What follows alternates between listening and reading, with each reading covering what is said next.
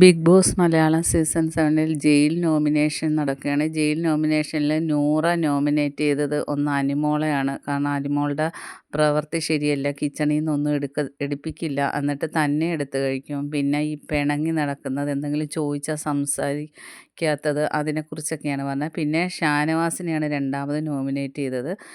ഷാനവാസിന് ആദില പിന്നെ നോമിനേഷനിൽ ഇട്ടതിൻ്റെ പേരിൽ ഞങ്ങളോട് ദേഷ്യവും അതൊക്കെ സ്നേഹം അഭിനയിക്കുന്നു എന്നൊക്കെ പറഞ്ഞാണ് ഷാനവാസിനെ നോമിനേറ്റ് ചെയ്തത്. പിന്നെ ലക്ഷ്മി നോമിനേറ്റ് ചെയ്തത് അനിമോളെയാണ്. അനിമോളുടെ ഒരുപാട് കുറ്റങ്ങൾ പറയുന്നുണ്ടായിരുന്നു. പിന്നെ രണ്ടാമത് നോമിനേറ്റ് ചെയ്തത് അക്ബറിനെയാണ്. നെവിൻ നോമിനേറ്റ് ചെയ്തത് ഒന്ന് അനിമോളെയാണ്.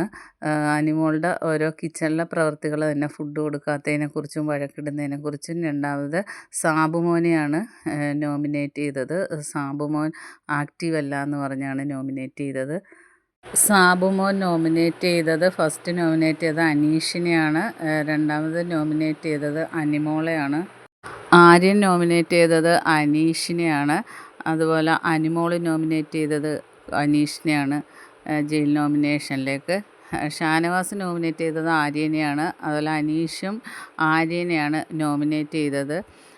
ആദില നോമിനേറ്റ് ചെയ്ത ഒരാൾ അനീഷാണ്.